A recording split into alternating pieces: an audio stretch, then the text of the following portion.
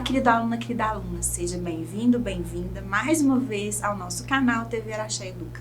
Eu sou a professora Nádia e vou te acompanhar durante seus estudos de língua portuguesa.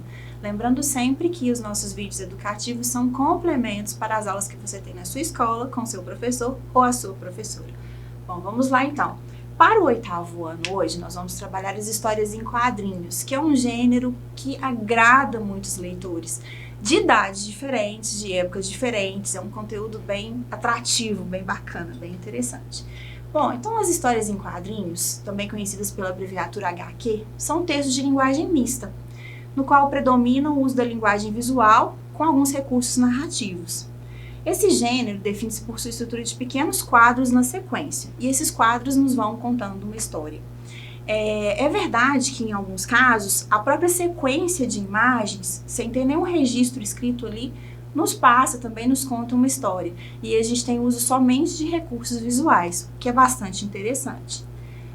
As histórias em quadrinhos, elas caracterizam-se, então, pela essa predominância da linguagem visual como recurso comunicativo. As cenas individuais são postas em sequência e constrói-se aí uma movimentação, né? Um movimento narrativo.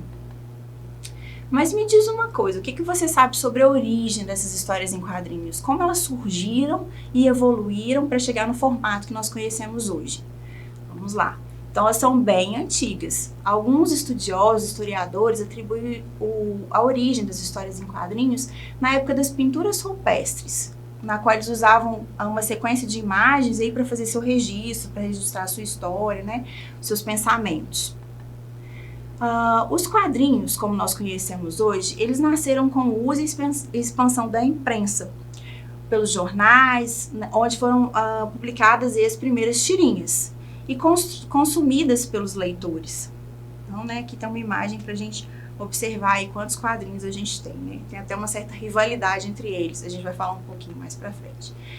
A primeira história, considerada como história em quadrinho pelas características que apresentou, mais próximas do que nós temos hoje, consideramos como história em quadrinho, é essa aqui. Foi publicada nos Estados Unidos em 1894 e ela era intitulada de Yellow Kid. Era do americano Richard Olcott e foi publicada numa revista chamada Truth. Então essa aqui é a capa aí, né, da primeira, que seria uma história em quadrinhos, né.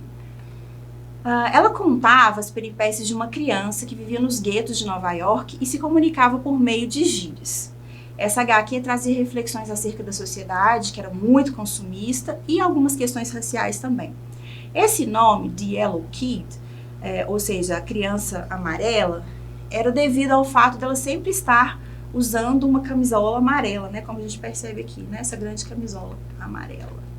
Então era mais ou menos assim, né, então ela vinha aí na revista, né, depois também nos jornais, e era ilustrada, né, de maneira manual, como a gente está vendo aqui. Um dos recursos, né, que são primordiais para a gente entender a história em quadrinhos é o uso dos balões. E esses balões, eles têm formatos diferentes dependendo do que o ilustrador, né, ou o escritor quer passar para nós. Então, esse balãozinho aqui, ó, com esse formato, representa a fala. Essa nuvenzinha com essas bolinhas, o pensamento. O grito, geralmente, é representado dessa maneira. O cochicho, né, com esse balão pontilhado. A ideia, geralmente, vem aí com uma lâmpadazinha. E aqui tem um balão um pouquinho diferente, né, em forma de coração, que representa o amor. É claro que é uma certa flexibilidade, mas é uma linguagem adotada, né, pelos autores das revistas em quadrinhos, né, dos HQs, e que todo leitor reconhece. Existem vários tipos de HQs, né, de histórias em quadrinhos. As tirinhas, as charges, os cartoons, as caricaturas, os mangás e os gibis. Há diferenças entre elas, nem sempre tão perceptíveis. Vamos aprofundar um pouquinho nesse assunto? Bom, então as tirinhas geralmente são mais curtas, elas são reproduzidas em uma página somente, com poucos quadrinhos, elas costumam trazer críticas sociais e são publicadas com uma certa regularidade em revistas, jornais, sites, né, nas redes sociais, entre outros. Então aqui tem um exemplo, né, de uma sequência de quadrinhos que é uma tirinha. E a gente tem, olha só, tio Tubinho, eu tenho tablet, iPhone, PlayStation 4 e laptop. O que você tinha com 7 anos? Piolho. Bom, engraçado, não é mesmo? Que bom que você não tem piolho, não é mesmo? Bom, vamos lá. Já as charges, elas costumam retratar situações que estejam acontecendo no tempo e no espaço, de forma mais específica. Olha essa charge, então um quadrinho só, né? Observe aqui a televisão, esse posicionamento, né, desequilibrado da televisão, né, nos ajuda na interpretação. E ele diz o seguinte: Aricélio, o que houve com a TV? Sem Zico, o jogo fica desequilibrado. Então, no contexto que foi produzida essa situação, né, o Zico era um jogador que era imprescindível aí, né, para o time dele naquela época. Sem ele, o jogo ficava desequilibrado, assim como a televisão, né, está em ponto de desequilíbrio. Bom, vamos falar um pouquinho agora sobre as charges. As charges geralmente são acompanhadas de sátiras e os personagens principais podem ser figuras públicas, políticos, artistas. Elas são muito utilizadas para fazer críticas sociais, políticas e econômicas. Olha só, cadastramento. Já conseguiu se cadastrar para receber o auxílio? Não, ainda estou tentando baixar o app aqui no meu telefone. Olha só, e a gente tem a representação, né, a caracterização desses indivíduos e uma sátira aí, né, uma crítica ao cadastramento para receber o auxílio, né? Então, bem contemporâneo aí. Cartoons, né? A gente tem duas grafias, né? Essa aqui, que vem do inglês, e a versão, né, na língua portuguesa. São textos humorísticos caracterizados por histórias breves e gráficas a respeito do comportamento humano. Olha só, Zeca, o que é preconceito? Não sei, deve ser doença de adulto. Então, aqui uma crítica, né, ao preconceito que existe na nossa sociedade, né, de todos os tempos. Mais um pouquinho sobre os cartoons. Eles retratam acontecimentos do tempo e lugar, além de tratar dos costumes humanos de uma forma mais cômica. Porém, são situações que não poderiam acontecer e não em forma de crítica ou com referências específicas, como as charges. Olha essa aqui, tô lavando a calçada. Bom, observe, ela está distraída com o telefone. Na verdade, ela não deveria nem usar essa água para lavar a calçada, e a gente vê que o jato de água está direcionado ali para o lixo, ela nem está percebendo, né? Então, um grande desperdício de água aí. E as caricaturas? As caricaturas são desenhos que representam, em grande maioria, figuras públicas. Elas têm algumas características aí exageradas, né? E os personagens são expressados de forma mais exagerada, físicas, né? Características físicas mais exageradas, como a gente tem aqui do Ronaldinho.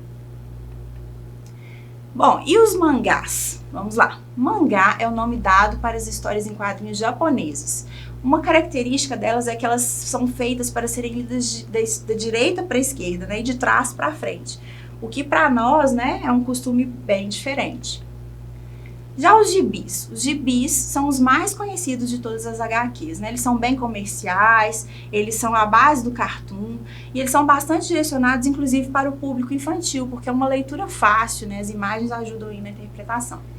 Aqui a gente tem a reprodução do Cebolinha, né? Da Turma da Mônica, do Maurício de Souza, que é um dos gibis aí mais conhecidos, né? De todos os tempos.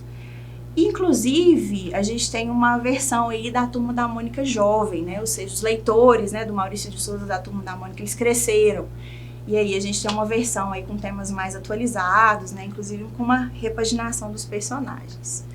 Bom, mas vamos lá. Para a gente continuar falando disso, eu trouxe uma notícia aqui bastante interessante. Olha só, extra, notícias quentes do universo dos quadrinhos. Você conhece esse ator? Ele é familiar para você? Você sabia que ele era um fã e que se inspirou em algumas histórias em quadrinhos? Olha só, estava cansado de ler HQs com heróis brancos, diz o diretor de Pantera Negra. E em Cannes, Ryan Coogler também cita filmes marcantes de sua vida, como Cidade de Deus. Inclusive, ele cita nessa fala dele lá em Cannes uma série brasileira. Olha só, diretor do maior sucesso do ano, Pantera Negra, por enquanto, o cineasta Ryan Coogler fez uma palestra para uma sessão lotada durante o Festival de Cannes, na qual disse que o longa brasileiro Cidade de Deus abriu sua mente e afirmou que conheceu o super-herói da Marvel porque estava cansado de só ler HQs com personagens brancos. Quando comecei a fazer o filme, voltei à loja de quadrinhos da minha infância, disse o diretor nascido em Oakland, na Califórnia.